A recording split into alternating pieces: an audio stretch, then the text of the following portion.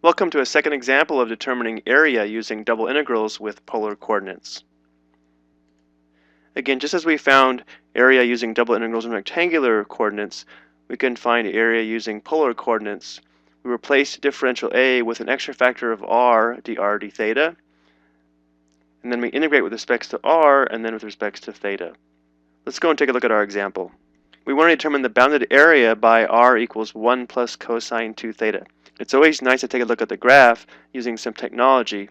Our goal here is to determine the area here as well as here. Let's see if we can set this up. Of course, we're going to have r dr d theta, and we know the radius is controlled by r equals 1 plus cosine 2 theta. So limits of integration for the radius will be from 0 to 1 plus cosine 2 theta. But the challenging part here is how to determine the limits of integration for theta.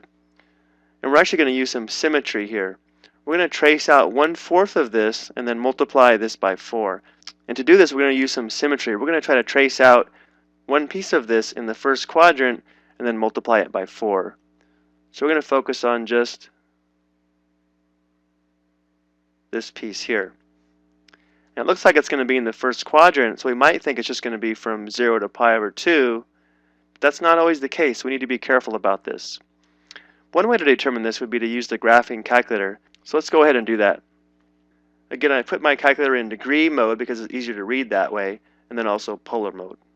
And I've typed in our function r equals 1 plus cosine 2 theta. Let's go ahead and press graph. And if we press trace, we'll easily be able to see what interval for theta will trace out this piece of the curve in the first quadrant. So right now we're at theta equals 0.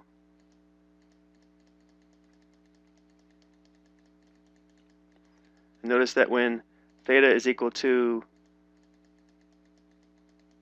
90 degrees, it does trace out that curve in the first quadrant. As expected, so our interval for theta is from 0 to pi over 2. And don't forget we have to multiply this by 4 because we're finding this area here, but we want the total area. Now let's go ahead and integrate with respect to r.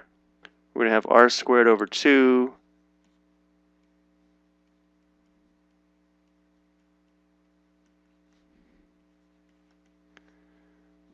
Here we have 4 times 1/2, that's going to be 2.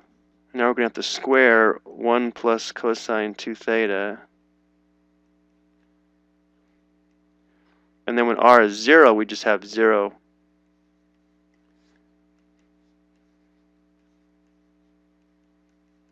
So we're going to have 1 plus 2 cosine 2 theta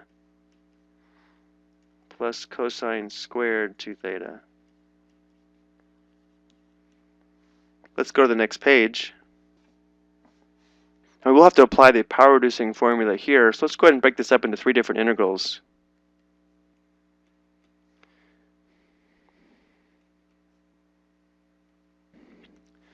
Let's go ahead and rewrite this one more time, applying the power reducing formula to cosine squared 2 theta.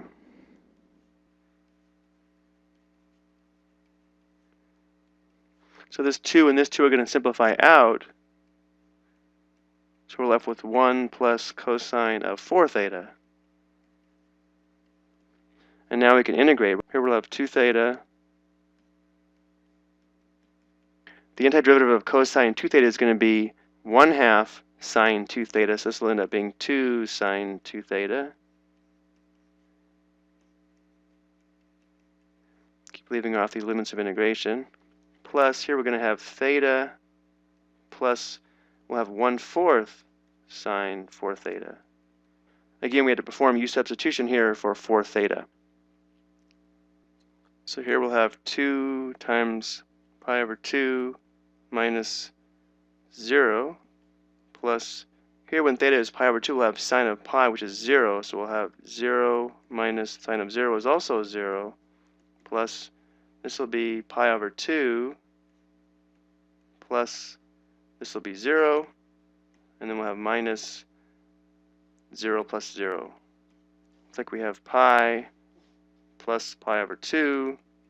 That's going to give us 3 pi over 2.